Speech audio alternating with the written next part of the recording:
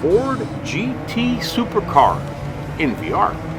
Hello there everybody, and welcome back to OpenFed Gaming, where we focus on the fun in the races we run.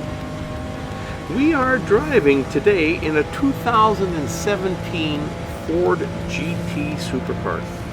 We're driving the American Clubman Cup 700, and we're racing on an oval track called the Special Stage Route X, or 10. We're doing one lap. We started with a rolling start, and we are one of 12 cars. Now, this is one awesome race to run. It's just a straight oval track.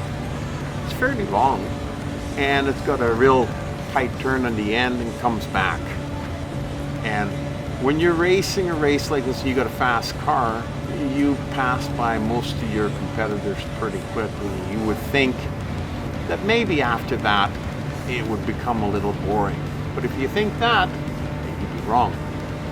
We're coming up here on the last two cars, the Viper and the Corvette. And we passed them without too much trouble. Now, I was talking about how you might think that it would be a boring run.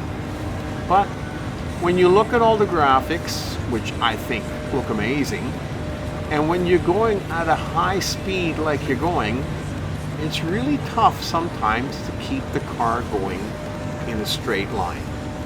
Sometimes you tend to veer a little bit to one side or the other. So you really got to keep an eye on the vehicle and where you are on the track. Because one little mistake and you'll end up rolling or spinning out or something. And if you do that, then the race is over for you because you won't recoup from that. So as we get to the corner here, and when you're driving in VR at home, because you're not in your real car, obviously, you tend to, funny as it sounds, tilt with the car as you're going around the track. You're going around towards the right, so you end up turning your head sideways, and you even feel like your whole body is going sideways. It's really awesome. Like, it really gets you feeling like you're in the car itself. The other thing I like is when you're driving on a straight line like this and you're enjoying the drive, you're enjoying the graphics, the car actually really feels solid on the road, even though you're at home and you're watching a screen. But it feels like it's real, and it just, you can look around a little bit like that in VR because you don't have to worry too much about running off the track, as long as you can keep her going straight, that is, of course. So you actually can sit back and enjoy the race a little bit. This one doesn't go as fast as some of the other cars that I've driven, so the camera shake is not as bad. Tires don't bounce on the pavement as hard, so you don't get as hard a force feedback through your steering wheel.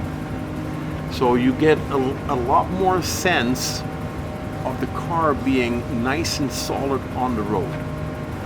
It doesn't feel like it's going to fly away on you, which is really nice because it makes a difference when you're driving. You really can tell the difference from, like, say, the Ford GT to that little Kangoo leisure van. You know, they drive quite different.